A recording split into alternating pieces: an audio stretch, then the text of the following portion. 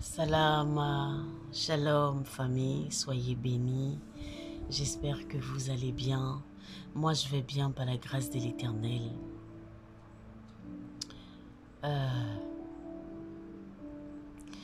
Aujourd'hui je vais revenir sur deux vidéos que j'ai faites dans le passé. Deux vidéos parce que les questions ne font que revenir par rapport à ces deux vidéos. Voilà, donc je vais répondre par rapport à ces deux vidéos. Soyez bénis, soyez bénis, soyez bénis. La première vidéo, c'est Jésus-Christ dans le séjour des morts. Et il y a beaucoup de personnes qui me posent toujours la même question. Est-ce que Judas est réellement un démon? Est-ce que Judas est réellement un démon? Et ils veulent comprendre. C'est pas pour dire qu'ils doutent, mais ils veulent comprendre. Et la seconde vidéo, c'est ma dernière sortie sur ma conversation avec la mort. Oui, j'ai aussi reçu des questions, on m'a posé beaucoup de questions en inbox dans mon WhatsApp par rapport à ça. Et j'ai vu que c'était les mêmes questions qu'on me posait. Soyez bénis. Je veux que vous compreniez quelque chose. Jésus-Christ dans le séjour des morts. Judas est-il un démon ou pas? Beaucoup de personnes nous ont enseigné la théologie. Ils ont même dilué les Écritures. Je ne vous dis pas ça pour que vous puissiez douter de la parole de Dieu. Justement, c'est pour cela que le Seigneur nous a envoyé le Saint-Esprit. Son esprit pour pouvoir nous montrer là où les hommes ont ajouté et là où les hommes ont retranché. Et par le Saint-Esprit, on peut cerner, on peut discerner. Vous comprenez? Voilà, il a envoyé le Saint-Esprit pour nous aider. Vous comprenez? En ce qui concerne Judas, je l'ai vu de mes propres yeux. Je ne peux pas venir faire douter la foi de quelqu'un. Au contraire, je viens encore pour vous attester que Jésus est Seigneur. L'Éternel est vrai et il a fait des sacrifices pour nous. Je viens vous attester que le chemin que vous avez choisi est un bon chemin. Le chemin du christianisme, servir Jésus-Christ, est un bon chemin. Vous comprenez? Alors, je pose toujours la même question à ceux qui me disent, est-ce que vraiment Judas est un démon? Est-ce que Judas n'était pas un homme? Je pose toujours la même question. Si Judas était un homme, comme vous et moi, si Judas était un homme, comme vous et moi, alors, entre Judas et Jésus-Christ de Nazareth, qui a fait le plus grand sacrifice? Si vous dites que Judas est un homme, alors entre Judas et Jésus-Christ, qui a fait le plus grand sacrifice? Parce que si Judas est un homme, le sacrifice de Jésus ne sert à rien. Ça veut dire que Judas a été sacrifié pour que Jésus puisse réussir sa mission. C'est ce que vous essayez de dire. Judas a été sacrifié pour que Jésus puisse réussir sa mission. Donc en réalité, ce n'est pas Jésus qui a été sacrifié, mais c'est Judas qui a été sacrifié pour que Jésus puisse venir mourir à la croix pour nous et réussir sa mission. C'est ce que vous essayez de dire en disant que Judas est un homme. Judas n'était pas un homme. Entre Judas et Jésus, celui qui a fait le plus grand sacrifice, c'est Jésus-Christ de Nazareth. Parce que Judas n'était pas un homme. Je veux que vous reteniez ça. Il n'était pas un homme. Quand on parle du fils de la perdition, c'est de Satan qu'on parle.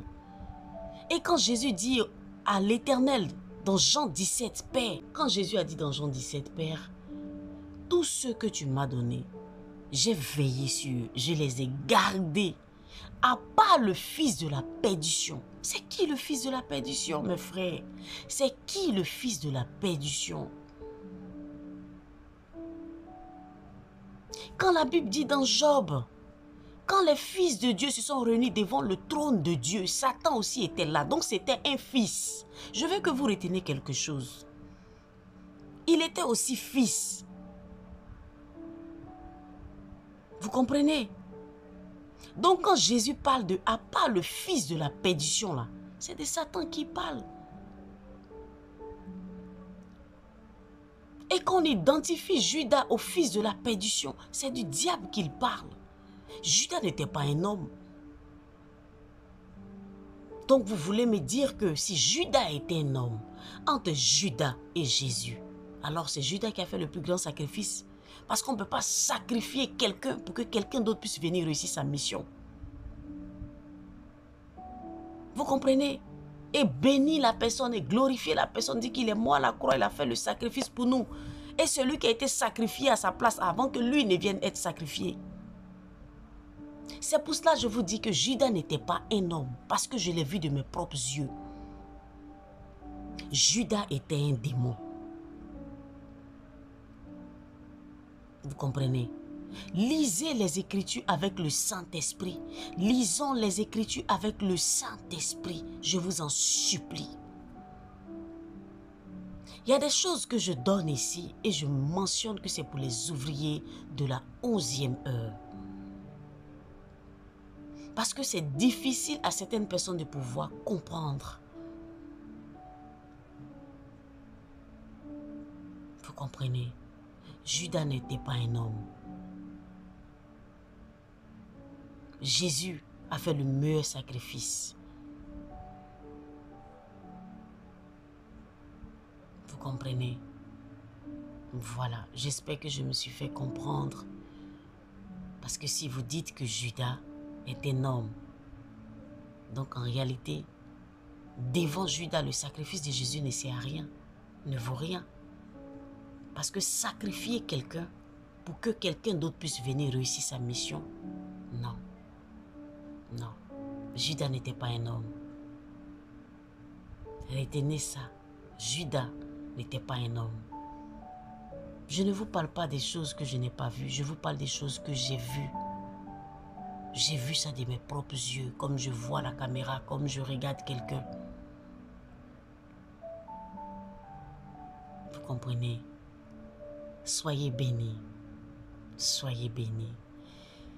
Et aussi, je vais parler de ma conversation avec la mort.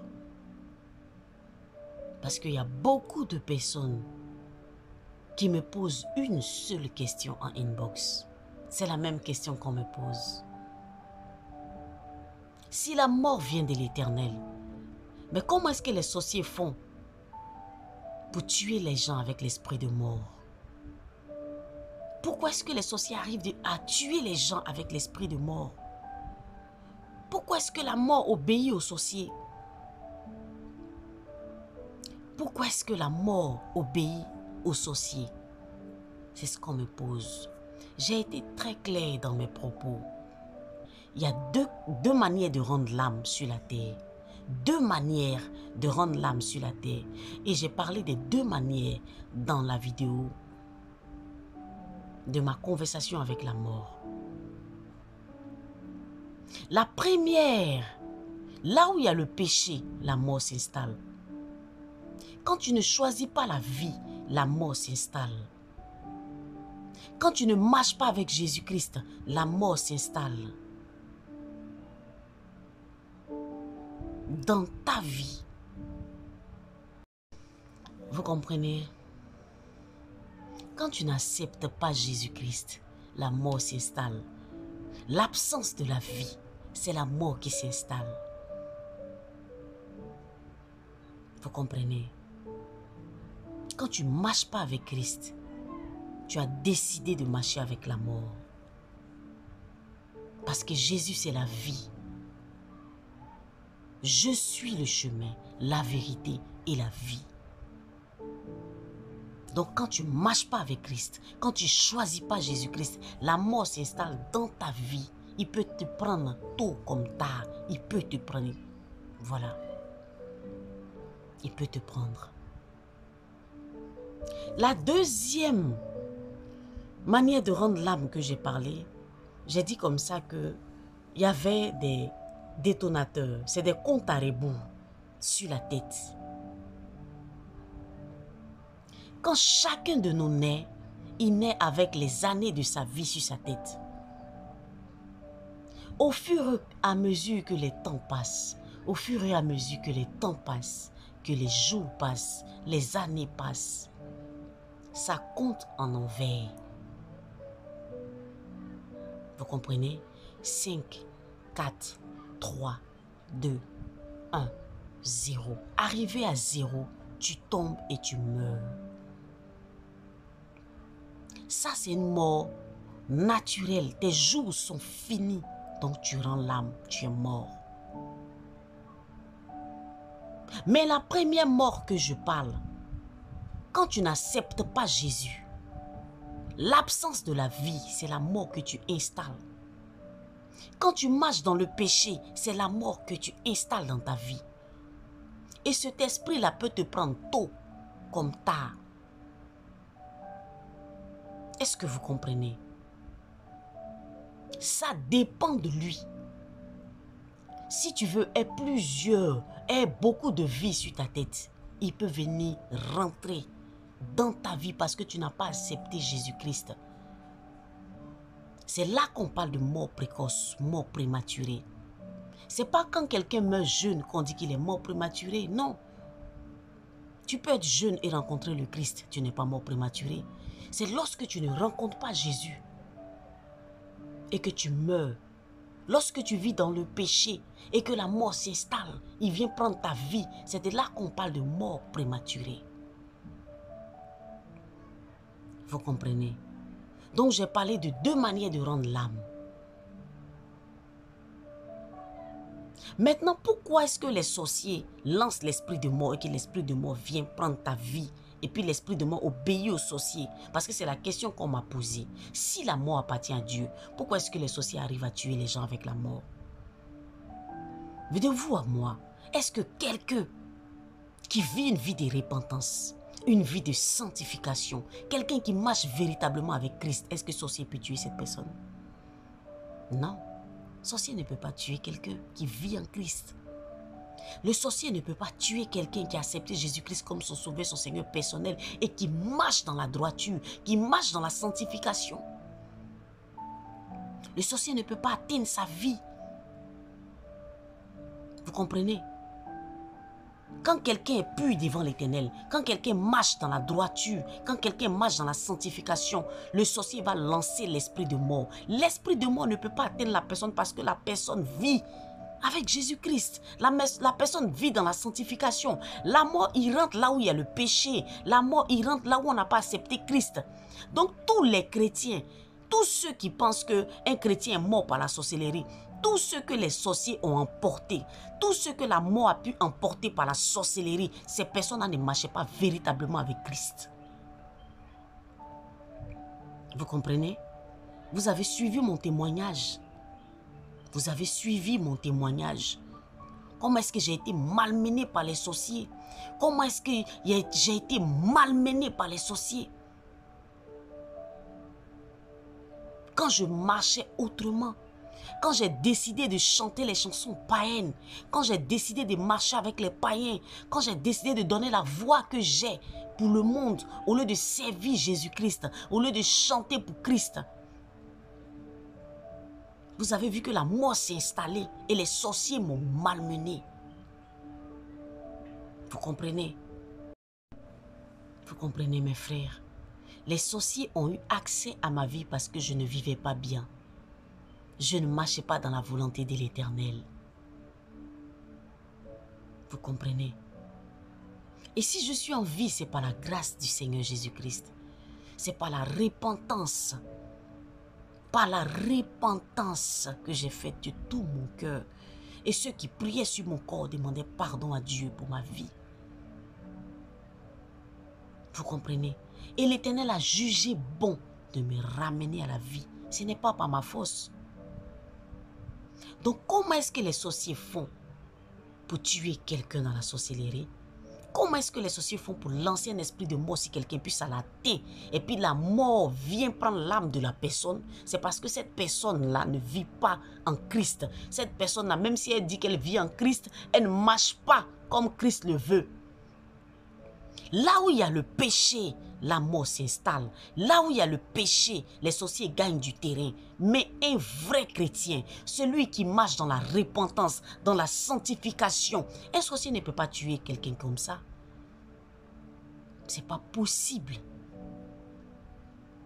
C'est pas possible. Je vois que c'est la même question qui revient.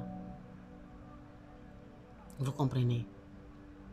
Et encore, si la mort n'était pas amie de Dieu, si la mort n'était pas l'ombre de l'Éternel, si la mort ne venait pas de l'Éternel et que la mort venait de l'esprit démoniaque, pourquoi est-ce que alors les satanistes meurent? Pourquoi est-ce que les satanistes meurent? Eux tous, ils sont à la recherche de l'immortalité. Pour détruire, pour posséder ce monde. Ils sont à la recherche de l'immortalité. Ils veulent rester éternellement sur cette terre-là. Les satanistes, tous ceux qui signent le pacte, les pactes avec Satan. Mais Satan les déçoit. Satan les a déçus parce que vers la fin, ils ont retrouvé la mort. Ils sont morts. Personne, je dis personne ne peut résister à la mort, à part le Christ. À part le Christ, personne. La mort obéit qu'à Jésus-Christ de Nazareth. La mort obéit qu'à Jésus-Christ de Nazareth.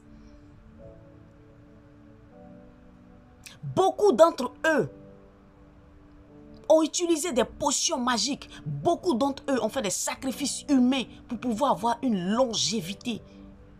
Mais c'est Dieu qui décide. C'est Hachem Adonai qui décide. Quand est-ce qu'on doit rester sur la terre et quand est-ce qu'on doit partir? Ils ont été déçus par Satan.